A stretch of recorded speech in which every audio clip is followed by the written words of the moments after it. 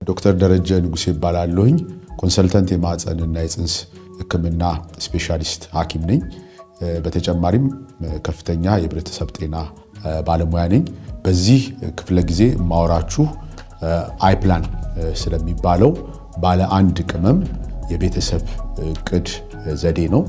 ይህ የቤተሰብ እቅድ ዘዴ በእንክብል መልክ የተዘጋጀና ውስጡ ፕሮጀስትሮን የሚባል አንድ ንጥረ ነገር ብቻ ያለው በእንክብል መልክ የሚወሰድ የቤተሰብ እቅድ ዘዴ ነው። አይፕላን ባወሳሰዱ 28ቱንም ቀን ባለው አንድ የሆርሞን ወይንም የንጥረ ነገር ቅመም ይዘት የተነሳ 28ቱንም ቀን በትክክል መወሰድ አለበት። ስለዚህ ይህ አይፕላን የሚባለው በእንክብል መልክ የሚወሰድ የቤተሰብ እቅድ ዘዴ ሁልጊዜም በዛው በተለመደው ሰዓት በትክክል ሲወሰድ ብቻ ነው ከርግዝና ሊከላከል የሚችለው። ስለዚህ ይህንን አጽንኦት ተሰጥቶ በምክክር ጊዜ ለእናቶች በደንብ ማስረዳት ያስፈልጋል ማለት ነው። የዚህ የአይፕላን ከሌሎች እንክብል አይነት ከሆኑ የቤተሰብ እቅድ ዘዴዎች አንጻር ስንመለከተው ያለው ቅመም ፕሮጀስትሮን ብቻ ስለሆነና ሌሎች ሁለት አይነት ቅመም ያላቸውን የቤተሰብ እቅድ ዘዴዎች አንጻር ኤስትሮጅን የሚባለው ቅመም ውስጡ ስለሌለ የኤስትሮጅንን ሳይድ ኢፌክት ወይንም አንዳንድ ከኤስትሮጅን ቅመም ጋር ተያይዞ የሚመጡ ሰውነት ላይ የምናያቸው ችግሮችን ይህንን አይፕላን የሚወስዱ ሴቶችን ላይ ስለማናይ ይሄ ትልቅ ጠቀሜታ አለው ማለት ነው። ለምሳሌ የተለያየ የልብ በሽታ፣ ከፍተኛ የደም ግፊት፣ እግራቸው ላይ ደም መርጋት አዝማሚያ ያላቸው ሴቶች አይፕላንን ቢጠቀሙ በኤስትሮጅኑ የተነሳ የሚኖረውን ችግር በዚህ አይፕላን በሚባለው እንክብል ስለማይገኝ ተጨማሪ ጠቀሜታ አለው ማለት ነው። አይፕላንን የሚጠቀሙ ሴቶች በዋነኛነት አጽንኦት ሊሰጡት የሚገባ ሁኔታ በተለይ ከወለዱ በኋላ ከሚኖሩ የእርግዝና መከላከያ ዘዴዎች በተለይ ወዲያው እንደወለዱ በማህፀን የሚቀመጥ ሉፕና በክንድ ስር የሚገባ ኢምፕላንት በተጨማሪ አይፕላንን መጠቀም እንደ አንድ አማራጭ ተመልክተውት ሊወስዱት ይችላሉ። አይፕላን እርግዝናን የሚከላከለው በሶስት መንገድ ነው። አንደኛው የማህፀን በር ላይ ያለውን ፈሳሽ በማወፈር የወንዱ ዘር ፍሬ ወደ ላይኛው የሴት አካል ሄዶ እንቁላሉ እንዳያገኘው በማድረግ ነው። ሁለተኛው እንቁላል ከመስሪያ ቦታው እንቁላል እንዳይወጣ በማድረግ ነው። ሶስተኛ ደግሞ የውስጥ ማህፀን ግድግዳን እርግዝናን እንዳይቀበል በማድረግ ነው። አይፕላን እጅግ በጣም አስተማማኝ ከሚባሉ የቤተሰብ እቅድ ዘዴዎች ውስጥ አንዱ ነው። ይሁንና ይህንን አስተማማኝ የቤተሰብ እቅድ ዘዴ በአስተማማኝነቱ ለመቀጠል ተጠቃሚዎች ሁል ጊዜ በዛው በተለመደው ሰዓት እንክብሉን መውሰድ ይገባቸዋል። ይህ ሳይሆን ሲቀር ግን አስተማማኝነቱ እየቀነሰ መጥቶ እርግዝና የማስከተል እድሉ እየሰፋ ይሄዳል ማለት ነው። አይፕላን የሚጠቀሙ ሴቶች በተወሰነ መልክ ከወር አበባ ጋር የሚያጋጥሙ ችግሮች ይኖራሉ። አንደኛው የወር አበባ መዛባት፣ የወር አበባ አለመታየት፣ የወር አበባ መጠን መቀነስ የመሳሰሉትን ችግሮች ሊታዩባቸው ይችላሉ። በተለይ የወር አበባ መጥፋት በሚኖርበት ጊዜ አንደኛ የሚያጠቡ ሴቶች የወር አበባቸውን ስለማይታያቸው ከዛም ጋር ሊያያዝ ይችላል።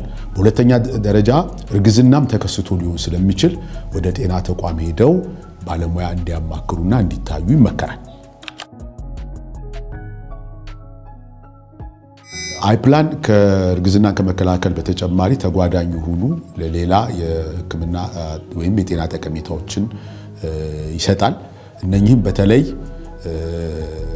ሆርሞን ሴንሲቲቭ ለሆኑ ኤስትሮጂን ሴንሲቲቭ ለሆኑ የተለያዩ የሰውነት ላይ ለሚኖሩ በሽታዎችን እንደ ማህፀን ግድግዳ ወይም ኢንዶሜትሪያል ካንሰር የምንለውን፣ ኦቫሪያን ካንሰር የምንለውን ወይም የእንቁላል መስሪያ ቦታ ካንሰርን፣ የጡት ካንሰርን የመሳሰለውን ከመከላከል አኳያ ጠቀሜታ አለው። አይፕላን ለሚያጠቡ እናቶች የሚመከርበት ምክንያት ውስጡ ያለው ቅመም ፕሮጀስትሮን ብቻ ስለሆነ ነው።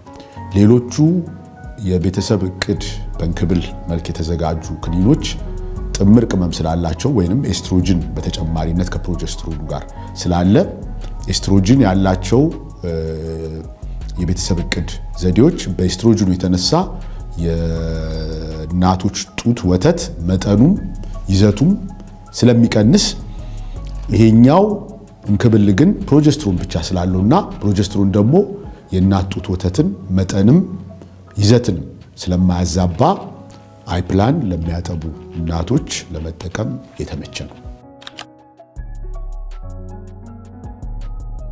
አይፕላንን ከሚጠቀሙ ሴቶች አንጻር የእናት ጡት ወተትን ይዘት ያዛባል፣ እንዲሁም የሚጠቡ ጨቅላ ህፃናትን የማስቀመጥ በሽታና ሌሎች ተጓዳኝ ችግሮች ያስከትላል የሚባል በአብዛኛው በህብረተሰቡ ዘንድ የሚወራ ወሬ አለ። ይሁንና ምንም አይነት ሳይንሳዊ መረጃ ወይንም ሳይንሳዊ ይዘት የሌላቸው ሁኔታዎች ናቸው። አይፕላን የሚጠቀሙ ሴቶች የጡት ወተት በይዘትም በብዛትም ምንም አይነት ለውጥ አያስከትልም። የሚጠቡ ጨቅላ ልጆችም ምንም አይነት የማስቀመጥም ይሁን የሌላ አይነት የጤና ችግር ወይንም እክል አይገጥማቸው። ከወሊድ በኋላ አይፕላንን መጀመር የሚታሰበው ከ6ኛው ሳምንት ጀምሮ ነው። ስለዚህ የወለዱ እናቶች ለድህረ ወሊድ ክትትል ወደ ጤና ተቋም በሚሄዱ ጊዜ ከጤና ባለሙያዎች ጋር በሚያደርጉት ምክክር ይህንን መከላከያ እንደሚያጠቡ ገልጸው እንዲጠቀሙ ወይም እንዲጀምሩ በ6ኛው ሳምንት ጀምሮ ይመከራል። ከ6ኛው ሳምንት በፊት መከላከያውን በዚህ መልክ ያለውን አይፕላንን መጠቀም አይመከርም። ከ6ኛው ሳምንት በፊት መከላከያ መጠቀም ለሚፈልጉ ለወለዱ እናቶች ሌሎች አማራጮችን ከጤና ባለሙያዎች ጋር በመመካከር መጀመር ይቻላል። አይፕላንን የሚጠቀሙ ሴቶች ባቋረጡት ጊዜ ወደ እርግዝና መሄድ ይችላሉ። ሰውነታቸው ውስጥም ወይንም ማህፀናቸው ውስጥ ተጠራቅሞ የሚያስከትለው ችግር ወይም መካንነት የለም። ከዚህ በተጨማሪ አይፕላንን የምትጠቀም ሴት በማንኛውም ጊዜ ሀሳቧን ከቀየረች ወደ ሌላ የቤተሰብ እቅድ ዘዴ መቀየር ትችላለች። ይህንን ደግሞ ለማድረግ ወደ ጤና ተቋም በመሄድ ከባለሙያ ጋር በሚደረግ ምክክር የተሻለ የሚባለውን ዘዴ መርጣ መጠቀም እንድትችል ይመከራል። አይፕላንን መጠቀም የሚችሉ ሴቶች እነማን ናቸው የሚለውን ነገር ስንመለከት በተለይ ከወሊድ በኋላ ያሉ ሴቶች እንዲጠቀሙበት ይመከራል። ከዛ በተረፈ ማንኛውም እድሜያቸው ከ15 እስከ 49 ዓመት ያሉ ሴቶች በትዳር ውጪ ቢሆኑ እንደ አማራጭነት መጠቀም ይችላሉ። ከዚህ በተጨማሪ በተለይ የሚከተሉት የሕክምና ችግር ያለባቸው ሴቶች አይፕላንን ቢጠቀሙ ይመከራል። የእግር ላይ የደም መርጋት ችግር ያለባቸው፣ ከፍተኛ የደም ግፊት ያላቸው ሴቶች፣ የተለያየ ሰውነታቸው ውስጥ እብጠት ያለ የጉበት በሽታ ችግር ያለባቸው ሴቶች፣ የተለያዩ መድኃኒቶችን እንደዚሁ የሚወስዱ ሴቶች ይህንን አይፕላንን ኤስትሮጅን ስለሌለው ወይንም ኤስትሮጅን የሚባለው ቅመም የሌለው እንክብል መልክ ያለ የእርግዝና መከላከያ ዘዴ ወይንም የቤተሰብ እቅድ ዘዴ በመሆኑ በዚህ መልክ ያሉ ችግር ያላቸው ሴቶች ቢጠቀሙበት ይመከራል። በተለይ እርግዝና ካለ ይህንን አይፕላን መጠቀም እርግዝናውን ለማስወረድ ይጠቅማል በሚል የተሳሳተ አመለካከት መጠቀም አያስፈልግም። አይፕላን እርግዝናን ለማስወረድ ስለማይጠቅም። ከዚህ በተረፈ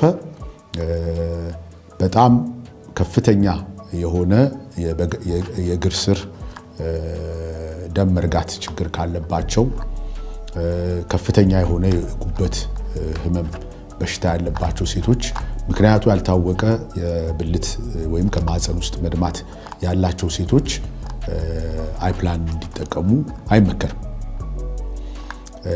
ተጨማሪ ሌላ ተጓዳኝ የጤና ችግር ያለባቸው ሴቶች ደግሞ ወደ ጤና ተቋም ሄደው ጤና ባለሙያዎችን አነጋግረው ይህንን እንክብል መጠቀም እንደሚችሉ ወይም እንደማይችሉ ተጨማሪ ማብራሪያ ማግኘት ይችላሉ። ይህንን አይፕላን እየተጠቀሙ ያሉ ሴቶች በተለይ ከፍተኛ ራስ ምታት፣ የደረት ላይ ህመም የመሳሰሉን ችግር በሚያጋጥማቸው ጊዜ በአፋጣኝ ወደ ጤና ተቋም ሄደው ሙያዊ ማብራሪያና እገዛ ማግኘት እንዲችሉ ይመከራል። ለማጠቃለል ያህል አይፕላን ባለ አንድ ቅመም የቤተሰብ እቅድ ዘዴ ነው። በእንክብል መልክ የተዘጋጀ ነው። ተጠቃሚዎች እንክብሉን በየቀኑ በዛው ሰዓት 28ቱን ቀን አስተካክለው እንዲወስዱ ይመከራል። የዚህን እንክብል ተጠቃሚዎች በሚጠቀሙበት ጊዜ የእናት ጡት ወተት መጠን ይዘትም ችግር አይገጥመውምና አይዛባም። ይሄንን ካልኩኝ ዘንዳ ይሄንን የመከላከያ ዘዴ ሲጠቀሙ ለየት ያለ ስሜት የሚሰማቸው እናቶች ካሉ ወደ ጤና ተቋም በመሄድ ተጨማሪ የሙያ እገዛ ሊያገኙ ይችላሉ። ስለነበረን ቆይታ አመሰግናለሁ።